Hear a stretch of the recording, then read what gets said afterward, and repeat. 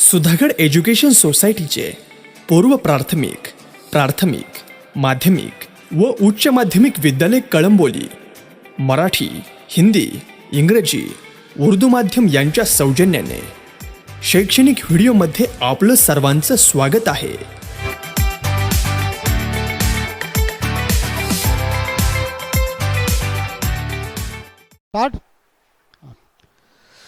नमस्कार विद्यार्थी मित्रांनो, आपण आपल्या भूगोल विषयाच्या तिसऱ्या प्रकरणाला सुरुवात केलेली आहे.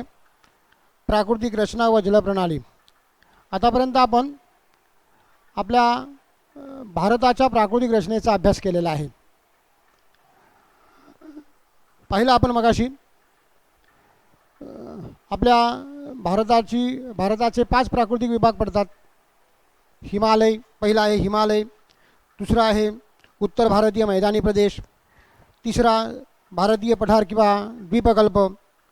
चौथा प्राकृतिक विभाग आपला किनारपट्टीचा प्रदेश किंवा किनारी मैदानी प्रदेश. आणि पाचवा द्वीपसमूह की ज्याला आपण भारतीय बेटे असे म्हणतो.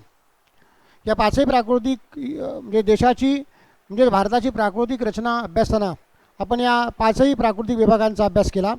आता आपल्याला ब्राझीलची प्राकृतिक रचना अभ्यासायची आहे. सकाळी आपण पाहिल्याप्रमाणे या संपूर्ण भूगोलाच्या पाठ्यपुस्तकामधून किंवा अभ्यासक्रमातून आपण भारत आणि ब्राझील या 2 देशांचा तुलनात्मक भौगोलिक अभ्यास करणार आहोत किंवा करतो आहोत. आता आपल्याला ब्राझीलच्या प्राकृतिक रचनेची माहिती घ्यायची आहे. ब्राझीलच्या नकाशाकडे आपण सहज दृष्टिक्षेप टाकला तर आपल्या लक्षात येईल की ब्राझील या देशाचा बराचसा भाग हा प्रामुख्याने उच्चभूमी, पठारी प्रदेश किंवा पठारे आणि लहान लहान पर्वतांनी व्यापलेला दिसून येईल. सकाळी आपण आकृती क्रमांक 3.2 हा जो ब्राझीलचा नकाशा पाहिला त्यामध्ये आपल्या लक्षात आलंच असेल ब्राझीलमध्ये आपल्या भारताप्रमाणे लांबवर पसरलेले आणि अतिउंच पर्वत आढळत नाहीत. अगदी उत्तरेकडील ॲमेझॉन नदीचे खोरे ते नैऋत्येकडील पॅराग्वे नदीच्या उगमाकडचा प्रदेश सोडल्यास ब्राझीलमध्ये फारशी विस्तीर्ण मैदानेही आढळत नाहीत. म्हणजेच ब्राझीलमध्ये विस्तीर्ण मैदाने अभावानेच आढळतात. अगदी ब्राझीलच्या किनारी भागातही मैदाने विस्तीर्ण नाहीत किंवा जी काही मैदानं किनारी भागात आहेत ती फारशी मोठी नाहीत असं म्हणायला हरकत नाही.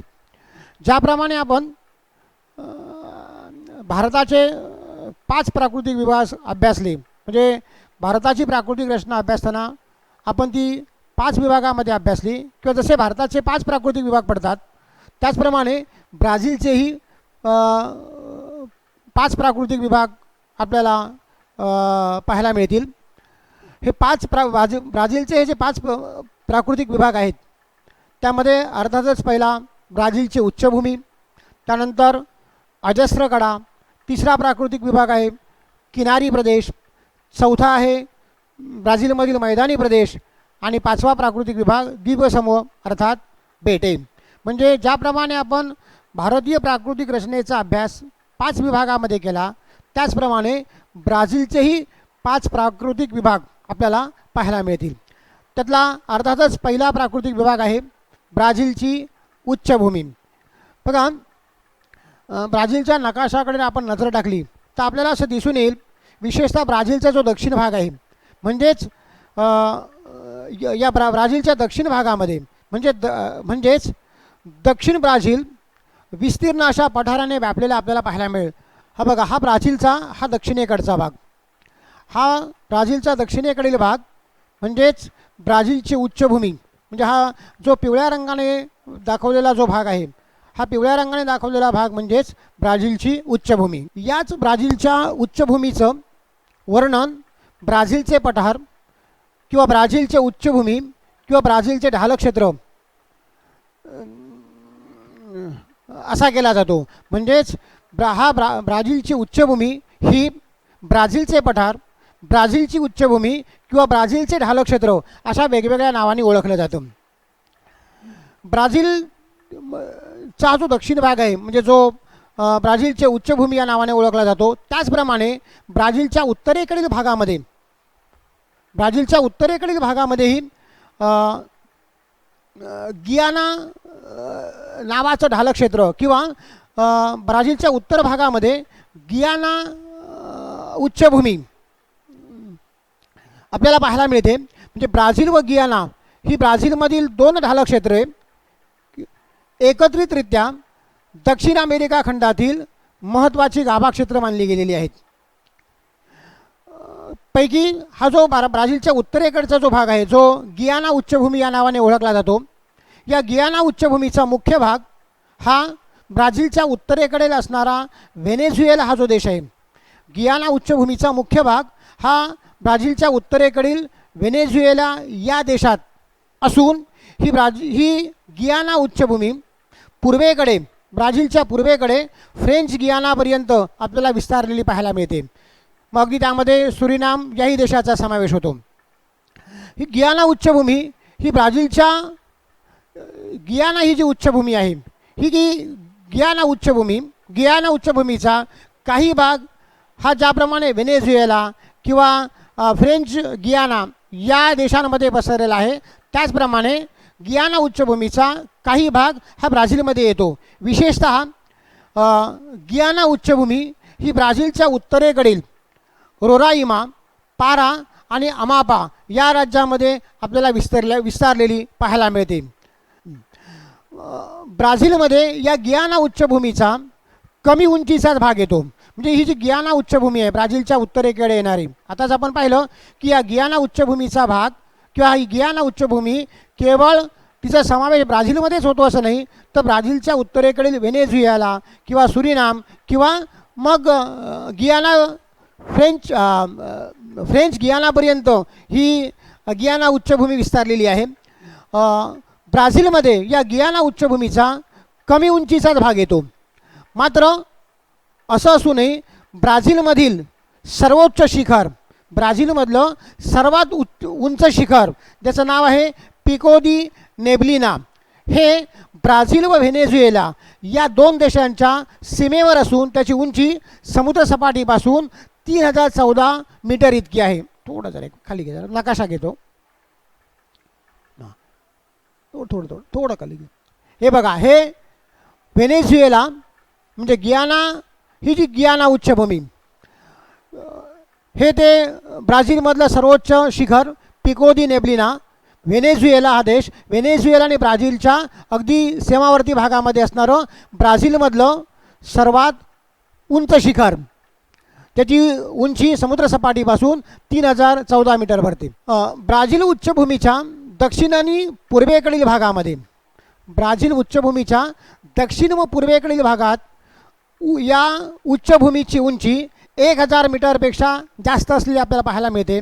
परंतु इतर भागामध्ये हीच उंची सरासरी 500 ते 1000 मीटर या दरम्यान आहे. ब्राझीलच्या उच्चभूमीची उंची उत्तरेकडे टप्प्याटप्प्याने कमी होत जाते. म्हणजे थोडक्यात ब्राझीलचा हा जो पठारी प्रदेश आहे, ज्याला आपण ब्राझीलची उच्चभूमी असं म्हणतो, त्याचे दोन भाग पडतात. एक उत्तरेकडचा प्रदेश हा गियाना उच्चभूमी या नावाने ओळखला जातो, तर ब्राझीलच्या दक्षिणेकडील हा जो प्रदेश आहे तो ब्राझीलची उच्चभूमी किंवा मगाशी आपण म्हणालो त्याप्रमाणे ब्राझीलचे ढालक क्षेत्र किंवा ब्राझीलचे पठार या नावाने ओळखलं जातं. तर ही ब्राझीलची जी उच्चभूमी आहे, या उच्चभूमीची उंची उत्तरेकडे टप्प्याटप्प्याने कमी होत जाते आणि या दिशेकडील उतार फारसे तीव्र नसलेले आपल्याला दिसून येतील. याच उतारावरून वाहणाऱ्या ॲमेझॉन या ब्राझीलमधील सर्वात मोठ्या नदीच्या उपनद्यांमध्ये प्रवाहमार्गामध्ये जागोजागी आपल्याला धावत्या आणि धबधबे दिसून येतात. तुम्ही 8वीमध्ये नदीचं वहन खनन कार्य अभ्यासलं किंवा नदीचे कार्य अभ्यासले. नदीच्या वहन क्षरण आणि खनन कार्यामुळे नदी प्रवाहामध्ये जी वेगवेगळी भूरूपं निर्माण होतात किंवा तयार झालेली आपल्याला पाहायला मिळतात, त्यामध्येच या धावत्या किंवा धबधबे यांचा समावेश होतो. साहजिकच या ब्राझीलच्या उच्चभूमीच्या उत्तरेकडील उतारावरून वाहणाऱ्या ॲमेझॉन या ब्राझीलमधील प्रमुख नदीच्या ज्या उपनद्या आहेत त्या उपनद्यांमध्ये प्रवाहमार्गात आपल्याला जागोजागी धावते आणि धबधबे पाहायला मिळतात, दिसून येतात. ब्राझीलमधून वाहणाऱ्या अनेक नद्या ब्राझीलच्या उच्चभूमीच्या उत्तर भागात उगम पावतात आणि पूर्वेला अटलांटिक महासागराला जाऊन मिळतात. ब्राझीलच्या उच्चभूमीच्या दक्षिण उतारावरून आपण उत्तर उतारावरचा आता अभ्यास केला किंवा माहिती घेतली.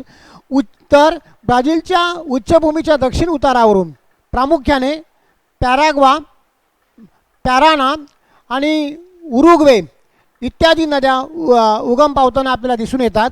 आणि याच नद्या पुढे अर्जेंटिना या देशाकडे वाहत जातात. म्हणजे ब्राझीलच्या उच्चभूमीच्या दक्षिण उतारावर उगम पावणाऱ्या पॅराग्वे, पॅराना आणि उरुग्वे इत्यादी नद्या उगम पावून पुढे त्या ब्राझीलमधून ब्राझीलच्या दक्षिणेकडे असणारा अर्जेंटिना हा जो देश आहे या देशाकडे वाहत जातात.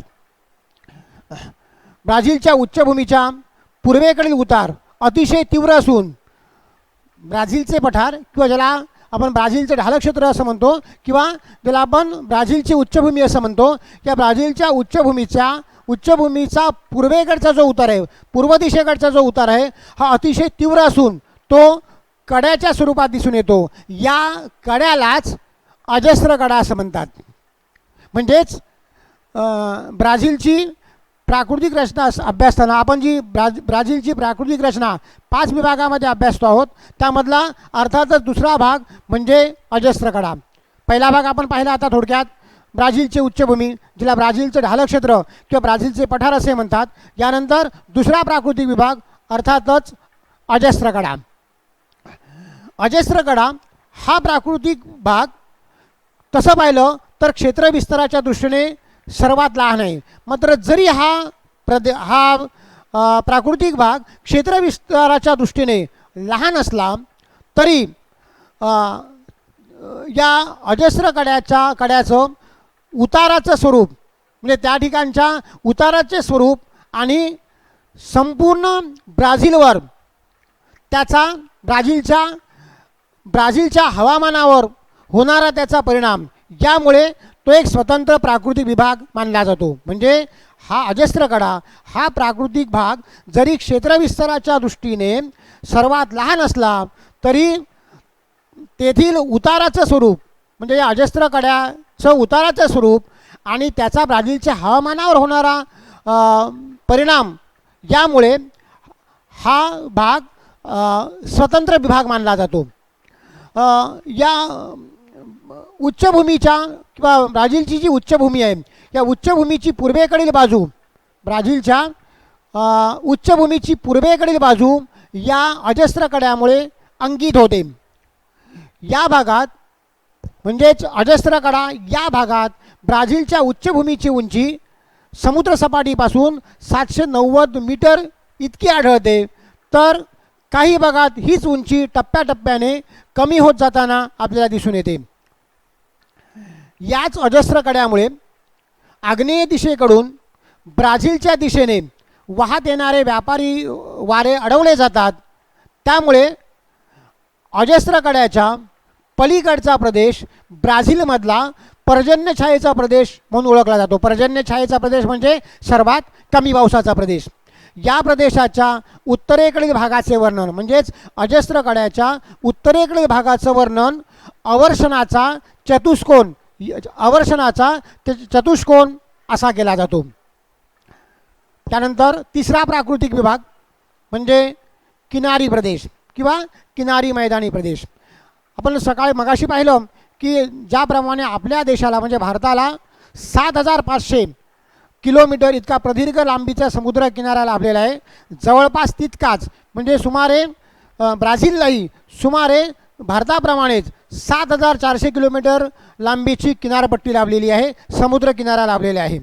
ज्याप्रमाणे भारतीय किनारी प्रदेशाचे आपण 2 भाग केले किंवा 2 भाग आपल्याला पाहायला मिळतात किंवा दोन भागामध्ये भारतीय किनारी प्रदेशाचा आपण अभ्यास केला, म्हणजेच पूर्व किनारी मैदानी प्रदेश आणि पश्चिम किनारी मैदानी प्रदेश. त्याचप्रमाणे ब्राझीलच्याही किनारी मैदानी प्रदेशाचे दोन भाग पडतात, एक उत्तर किनारा आणि म्हणजे उत्तर किनारी प्रदेश आणि दुसरा पूर्व किनारी मैदानी प्रदेश. त्यापैकी उत्तरेकडील हा जो समुद्र किनारा आहे किंवा उत्तरेकडील जो किनारी प्रदेश आहे तो ब्राझीलचं उत्तरेकडचं एक राज्य अमापा, म्हणजे उत्तरेकडील अमापापासून ते पूर्वेकडे रिओ ग्रांडे ते नॉर्थेपर्यंतच्या किनाऱ्यास उत्तर अटलांटिकचा किनारा किंवा उत्तर किनारा असं म्हटलं जातं. हे बघा, इथून हे ब्राझीलमधलं अमापा हे राज्य, इथून ते इथपर्यंतचा हा जो भाग आहे हा भाग ब्राझीलचा उत्तर किनारी प्रदेश, म्हणजे ज्याला उत्तर अटलांटिक किनारी प्रदेश असं म्हटलं जातं, तो हा पहिला भाग किनारी प्रदेशाचा. आणि दुसरा भाग जो आहे हा इथून इथपर्यंत म्हणजेच पूर्व किनारी प्रदेश या नावाने ओळखला जातो. म्हणजे उत्तरेकडील अमापापासून पूर्वेकडील रिओ ग्रांडे ते नॉर्थेपर्यंतच्या किनाऱ्यास उत्तर अटलांटिक किनारा असं म्हटलं जातं. तर तेथून पुढे दक्षिण दिशेने पसरलेल्या किनाऱ्यास पूर्व किनारा असं म्हटलं जातं. हा जो ब्राझीलचा उत्तर किनारा आहे, या उत्तर किनाऱ्यावर ब्राझीलमधली सर्वात मोठी नदी म्हणजे ॲमेझॉन नदी, या ॲमेझॉनसह अनेक नद्या येऊन मिळतात. त्यामुळे हा किनारा सखल बनलेला आहे. याच किनाऱ्यावर, ब्राझीलच्या उत्तर किनाऱ्यावर माराजा बेट, माराजा उपसागर आणि साओ मार्कस उपसागर आहेत. त्यापैकी माराजा हे किनारी भागातलं सर्वात मोठं किनारी बेट, ते ॲमेझॉन आणि टोकॅन्टिन्स या दोन नद्यांच्या मुखादरम्यान वसलेलं आपल्याला पाहायला मिळतं. ते माराजा हे बेट, जे किनारी बेट म्हणून ओळखलं जातं ब्राझीलमधलं, ते ब्राझीलमधील सर्वात प्रमुख नदी किंवा मोठी नदी ॲमेझॉन, त्यानंतर टोकॅन्टिन्स या दोन नद्यांच्या मुखादरम्यान हे माराजा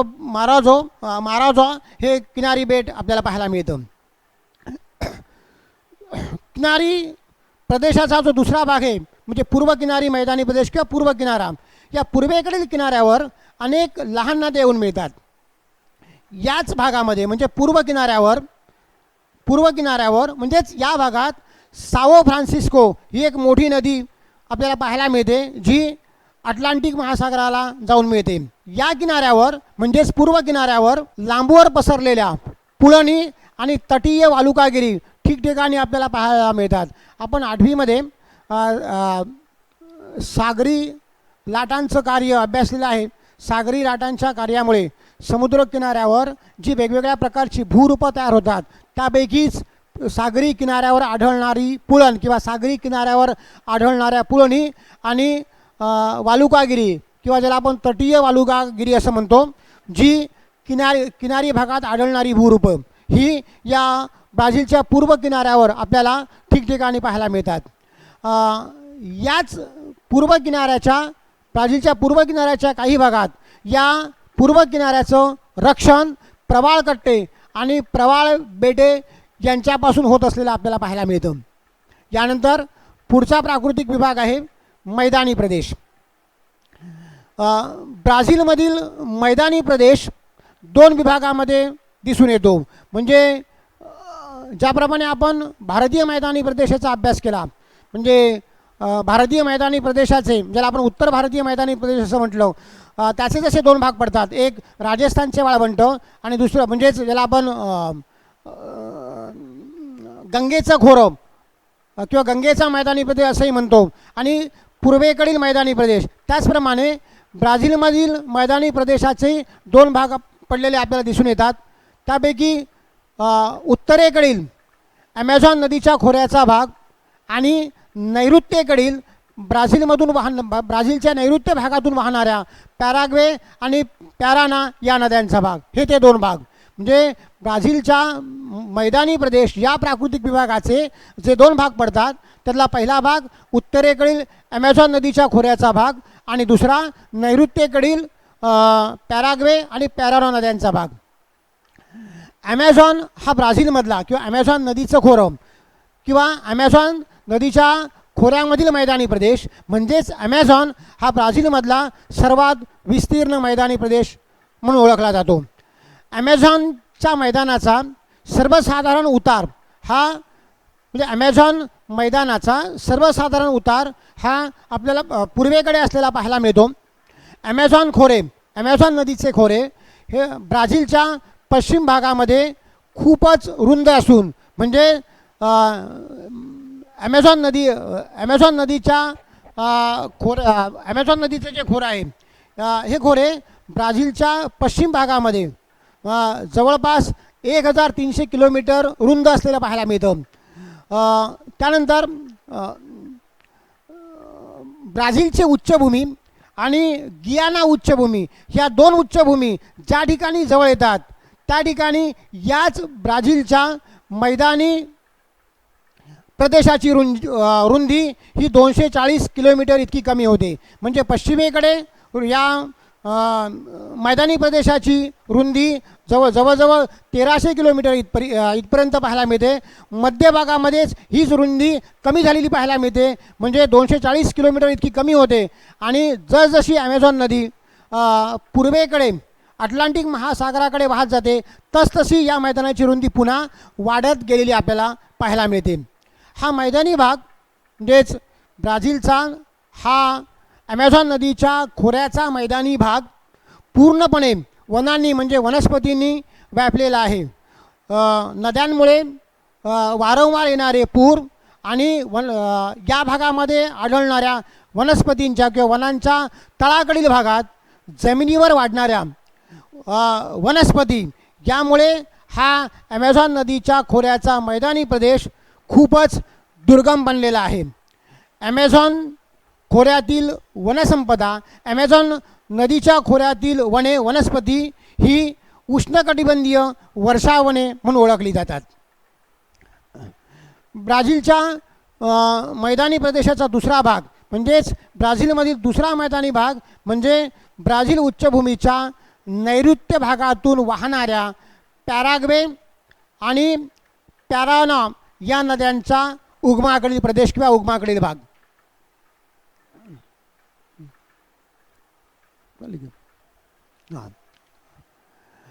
त्यापैकी पॅराग्वे ही जी नदी आहे या पॅराग्वेच्या उगम क्षेत्राचा उतार हा दक्षिणेकडे म्हणजे पॅराग्वे नदी उगम क्षेत्राकडून दक्षिण दिशेला वाहत जाते.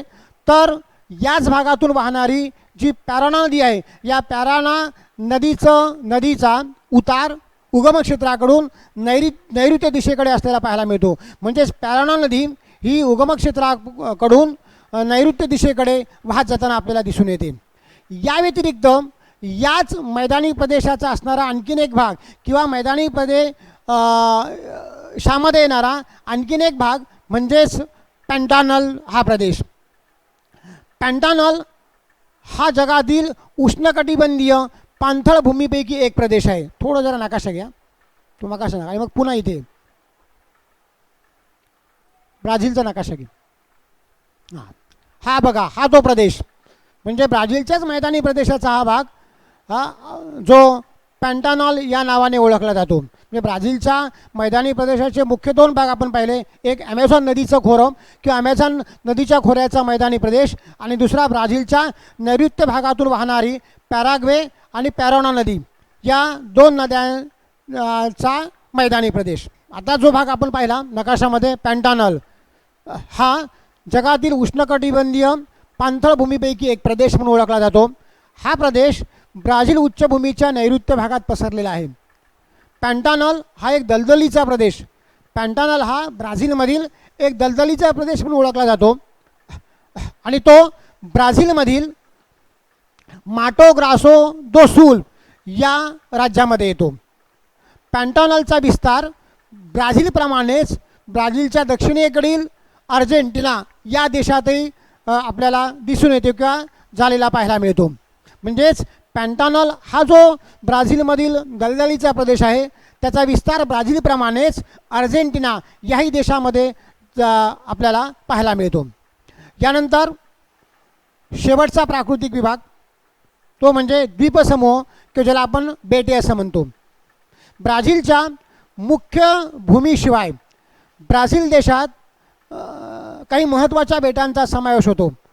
त्यांचं वर्गीकरण 2 गटामध्ये केलं जातं. ज्याप्रमाणे आपण भारतीय बेटांचा अभ्यास 2 गटांमध्ये केला, म्हणजेच अरबी समुद्रातील बेटे आणि बंगालच्या उपसागरातील बेटे म्हणजेच लक्षद्वीप बेटे आणि अंदमान निकोबार द्वीपसमूह किंवा बेटे, त्याचप्रमाणे ब्राझीलमधील बेटांचाही समावेश 2 गटामध्ये केला जातो किंवा त्याचं वर्गीकरण 2 गटामध्ये केलं जातं. पैकी किनारी बेट म्हणजे 2 गटामध्ये जे वर्गीकरण केलं जातं ते असं आहे, म्हणजे किनारी बेट आणि सागरी बेट. ब्राझीलमधील बहुतेक किनारी बेटं ही नद्यांनी वाहून आणलेल्या गाळाच्या संचयनापासून निर्माण झालेली पाहायला मिळतात. तर सागरी बेटे ही मुख्य भूमीतून निर्माण झालेली आहेत किंवा निर्माण झालेली पाहायला मिळतात. सागरी बेटे ही ब्राझीलच्या मुख्य भूमीपासून 300 किलोमीटरपेक्षा दूर अटलांटिक महासागरामध्ये आपल्याला पाहायला मिळतात.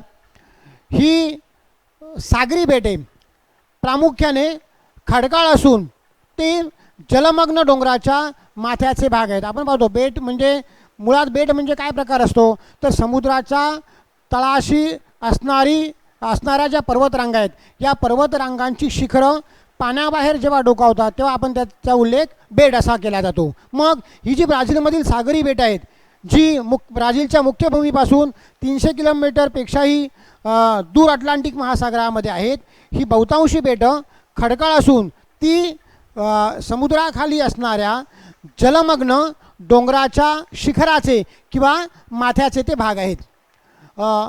दक्षिण अटलांटिक महासागराच्या किनारी भागातील बेटे ही प्रवाळ बेटं म्हणून ओळखली जातात आणि त्यांना कंकण द्वीप असं म्हटलं जातं.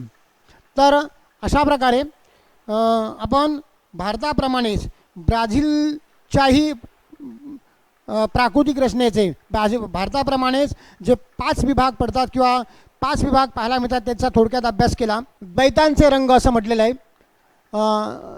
काय म्हटलं आहे बघा, आकृती क्रमांक 3.1 व आकृती क्रमांक 3.2 म्हणजे आपण सुरुवातीला जे नकाशे पाहिले, आकृती क्रमांक 3.1 म्हणजे भारताचा प्राकृतिक रचना दर्शविणारा स्पष्ट करणारा नकाशा आणि आकृती क्रमांक 3.2 म्हणजे ब्राझीलची प्राकृतिक रचना स्पष्ट करणारा नकाशा. या दोन्ही नकाशांमध्ये दिलेल्या नकाशांमध्ये ब्राझील व भारत या 2 देशातील म्हणजे आता आपण पाहिलं की प्राकृतिक रचना दोन्ही देशांची दाखवलेली आहे. या नकाशांचा व त्यात दिलेल्या सूचीचा म्हणजे उजव्या बाजूला जी सूची दिलेली असते, या सूचींचा उपयोग करून तुम्हाला दिलेल्या प्रश्नांची उत्तरं शोधायची आहेत. तुम्ही घरी अभ्यास करून या दोन्ही नकाशांचं निरीक्षण करून, या दोन्ही नकाशांचं वाचन करून, या दोन्ही नकाशांचा अभ्यास करून ती उत्तरं शोधण्याचा प्रयत्न करायचा आहे. बघा, पहिला प्रश्न विचारला आहे की सर्वोच्च उंची असलेले प्रदेश त्या देशात कोणत्या भागात आहेत. म्हणजे मग भारत असो किंवा ब्राझील या दोन्ही देशांमधील सर्वात उंची असलेले प्रदेश नेमके त्या देशांच्या कोणत्या राज्यांमध्ये किंवा कोणत्या भागामध्ये आहेत ते आपण शोधायचे आहेत. सूचीचा त्यासाठी आपल्याला उपयोग होणार आहे. म्हणजे सूचीमध्ये समुद्रसपाटीपासून उंचीनुसार ज्या वेगवेगळ्या रंगछटांचा वापर केलेला आहे त्यावरून आपल्याला हे उंच प्रदेश ओळखता येतील. त्यानंतर कोणत्या देशात उंचीची कक्षा जास्त आहे, ब्राझीलमध्ये आहे की भारतामध्ये, तेही तुम्हाला त्या सूचीचा आणि प्रत्यक्ष रंगछटांचा किंवा नकाशांचं निरीक्षण करून त्याची उत्तरं देता येतील. त्यानंतर दोन्ही देशातील उंचीच्या सर्वोच्च गटांची तुलना करा. दोन्ही देशातील उंचीच्या सर्वोच्च म्हणजे दोन्ही देशांमधील सर्वात जे उंच प्रदेश आहेत, दोन्ही देशांमधील उंचीच्या सर्व गटांची आपण तुलना करायची आहे आणि तुम्हाला त्यामध्ये काय फरक दिसतो.